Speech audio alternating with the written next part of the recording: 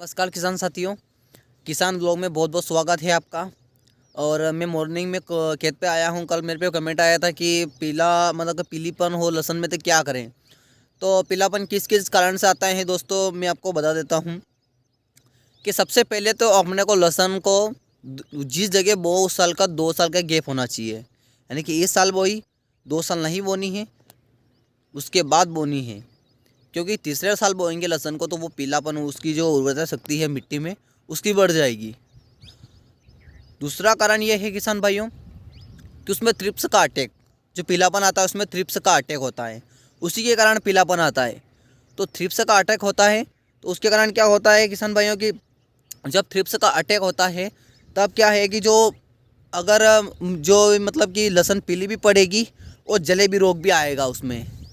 और जलेबी रोग किस कारण से आता है कि जलेबी रोग एक और कारण से आता है कि तीसरा कारण ये है जलेबी रोग का कि जब अपन पिला देते हैं ज़्यादा लहसुन को तो उसमें ज़्यादा नमी रहती है। तो उसके क्या है कि जो फफूंद होती है वो उसके जड़ में लग जाती है, उसके कारण ही पौधा बैठ जाता है और उसके कारण ही अपने को मतलब पीलापन देखने को मिलता है और जो जलेबी रोग होती है उसको देखने को मिलता है। मूल रूप से 3 कारण है दोस्तों। सबसे पहले तो जिस जगह अपन लहसुन बो रहे हैं उस मिट्टी में उर्वरक शक्ति ज़्यादा होनी चाहिए, क्योंकि उसमें जब लहसुन बोए तो दूसरे साल लहसुन नहीं बोनी है। पहली बात तो ये, क्योंकि उसमें उर्वरक शक्ति खत्म हो जाती है उस मिट्टी की, इसलिए अपने को क्या है कि अपने को तीसरे साल बोनी है लहसुन को। उसके बाद क्या करना है किसान भाइयों कि दूसरा मूल रूप ये है कि आपको थ्रिप्स का अटैक का ध्यान रखना है। उसमें अपने को जब पत्ते रहते हैं कम से कम 25 दिन के लहसुन हो जाए, तब जब तक 100 दिन की हो जाए तब तक चेक करते रहना है पत्ते में कि कोई थ्रिप्स या मच्छर तो नहीं है, उसमें चेक करना है अपने को लहसुन के अंदर।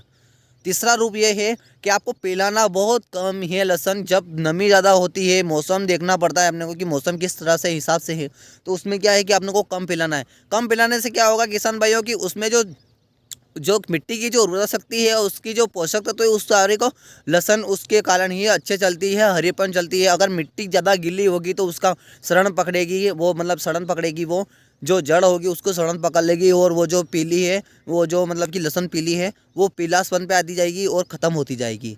ये 3 मूल रूप है कारण, और कुछ भी नहीं है लहसुन में आपके। सबसे पहला थ्रिप्स, उसके बाद जो जगह चेंज करनी हो 2 साल की गैप रखना है। उसके बाद तीसरा है अपने को कम पिलाना है। उसके बाद आपको बता दूं मैं कि सबसे ज़्यादा आप देसी खाद और जैविक का प्रयोग कीजिए। आप रासायनिक प्रयोग करेंगे उसमें ज़्यादा से ज़्यादा थ्रिप्स का अटैक होगा और ज़्यादा से ज़्यादा अपने को बहुत सारे केमिकल यूज़ करने पड़ेगी। आप देख सकते हैं कि मेरी जो लहसुन है इसमें मैंने केमिकल का कोई खाद नहीं डाला है, मैंने केवल जैविक खाद ही डाला है। ये वाली देख सकते हैं आप, हर एक लहसुन देख सकते हो आप, ये देख सकते हो आप लहसुन, ये सब लहसुन ऐसी मतलब एक सरी की खड़ी है यहाँ पे।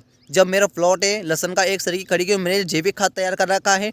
और डिस्क्रिप्शन में मैं आपको लिंक भी देख सकते हैं कि लहसुन, ये देखिए आप पौधे, हर एक पौधे को देखिए आप, ये देखिए ज़्यादा दूरी भी नहीं है मेरी लहसुन में, क्योंकि कहीं पे तो 4 इंच है, कहीं पे 3 इंच है। बहुत मतलब पास पास में पौधे हैं, मतलब बिल्कुल ही आप देख सकते हैं। और मेरी लहसुन ये कम से कम अभी हो चुकी है 90 और 105 दिन की हो चुकी है, आप देख सकते हैं।